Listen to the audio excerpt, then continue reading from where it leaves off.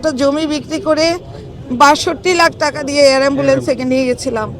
আমি ওইখানে গিয়ে বলছে যে ওর লাংসের অবস্থা এত খারাপ, আর কোনো চিকিৎসাও নিতে পারে না, ব্রিথ করতে পারতেছে না, অক্সিজেন নিতে পারতেছে না। যখনই কারিনার একটা কন্টেন্ট দেখবেন আপনার ভালো লাগবে, হাসি আসবে, শুনবেন। আমার মেয়েটার জন্য কোনো একটা দোয়া করে বক্সায় দিবেন। মানে যখন ডিসিশন নিয়েছি নিয়ে যেতে হবে, ঠিক আছে, তাহলে চুপ থাকেন না। না সিঙ্গাপুরের ভিসা পাচ্ছি, না ব্যাংককের ভিসা পাচ্ছি, না ইন্ডিয়ার ভিসা পাচ্ছি। তো এই কনফিউশন থেকে যখন ইন্ডিয়ার ভিসা থেকে আমাদের ইন্ডিয়ার হসপিটাল থেকে আমাদের ইনভিটেশন আসছে, ওইটাই আমরা মন্ত্রণালয়ে গিয়ে দৌড়াদৌড়ি করে ওইটাই করেছি। আসলে বসুন্ধরা ট্যাবলেট এখন আরো উন্নত। এই হট এয়ার থ্রো টক্সিক দ্রুত শোষণ করে সোনামণিকে দেয় কোমল অনুভূতি। অত শর্ট সময়ে মানে কারিনার ডেটোরিয়েশনটা হয়েছে খুব দ্রুত। ওকে আমরা ভর্তি করেছিলাম, ওর মানে কি বলবো, জন্ডিস থেকে লিভারের সমস্যা হয়েছে। তো লিভারের জন্য যখন আমরা ওকে ভর্তি করেছি, আমরা তো জানি না যে লিভারের সমস্যা কিনা। যখন ইমার্জেন্সি দিনে ভর্তি করেছি তখন বলছে ওর লিভারের সমস্যা, ওর অ্যানিমিয়া, ওর জন্ডিস। এখন ওকে ক্যাবিনে দিয়ে দিচ্ছি, হসপিটালাইজ করছি। তো হসপিটালাইজ করেই আইসিইউতে দিয়ে দিল, ধুম করে আইসিইউতে দিয়ে দিল, কারণ কাইনাকে থাকতে যাচ্ছিল না, ও বের হয়ে যেতে যাচ্ছিল।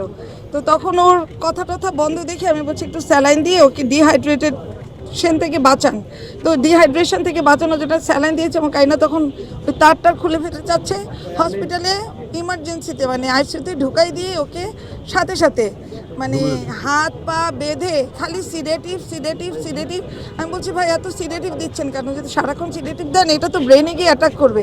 বলে যে না, উঠলেই চিল্লাফাল্লা করে, আমাদের সাথে কথা বলারও সুযোগ পেল না। 2 দিন ছিল সিডেটিভে, 2 দিন দিয়ে দিল অক্সিজেন, 2 দিন দিয়ে দিল লাইফ সাপোর্ট। বাস কাইনা শেষ। কাইনার চিকিৎসা করতে গিয়েছিলাম একটা জন্ডিসের, কিন্তু ওর লাংস এত এফেক্টেড হলো, আমি ওকে অ্যাম্বুলেন্স ভাড়া করে নিয়ে গেছিলাম। একটা জমি বিক্রি করে ৬২ লাখ টাকা দিয়ে এয়ার অ্যাম্বুলেন্সে নিয়ে গেছিলাম। আমি ওইখানে গিয়ে বলছে যে ওর লাংসের অবস্থা এত খারাপ, আর কোনো চিকিৎসাও নিতে পারে না, ব্রিথ করতে পারতেছে না, অক্সিজেন নিতে পারতেছে না। 100% অক্সিজেন সাপোর্ট দেওয়ার পরে মেয়েটা নিতে পারতেছে না। তো আর মেয়েটাকে বাঁচাবে কীভাবে? সো এখন আমি সব কিছুর ঊর্ধ্বে বলবো যে আমার ভুল ডিসিশন বা এভার কেয়ারের গাফিলতি, যত কিছুই বলি, হয়তো আল্লাহর কাছ থেকে এতটুকুই হায়াত কাইনা নিয়ে আসছিল। আমাদেরকে হাসায় গেছে, কাদায় গেছে, ভাসায় গেছে। আপনারা শুধু কাইনার জন্য দোয়া করেন। কাইনার কোনো কন্টেন্ট যদি আপনাদের ভালো না লেগে থাকে, কাইনাকে ক্ষমা সুন্দর দৃষ্টিতে মাফ করে দিন, কারণ সে এখন সমস্ত সমালোচনার ঊর্ধ্বে। মা হিসাবে আমার এই অপূরণীয় ক্ষতি বা অপূরণীয় শূন্যতা, আমার আরও 2টা ছেলে আছে, কিন্তু আমাদের বাসার সেন্টার হচ্ছে কারিনা। সারাদিন হাসবে, লাফাবে, খাবে, ঘুমাবে, সবার দিকে খেয়াল করবে, একটা মায়া ভরা, একটা মায়ার টুকরা। কারিনাকে যারা কারিনার দর্শক তারাই কারিনাকে ভুলতে পারে না, আমি কিভাবে ভুলে থাকবো?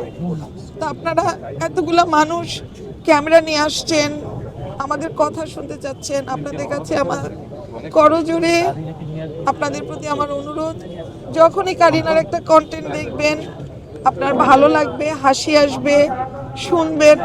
আমার মেয়েটার জন্য কোনো একটা দোয়া করে বক্সায় দিবেন। আমার মেয়েটা যাতে ওই পারে এরকমই হাসি খুশি থাকে, যার মুখে কথা বলার আগেই হাসি, সে কখনো মুখ গম্ভীর করে থাকতো না।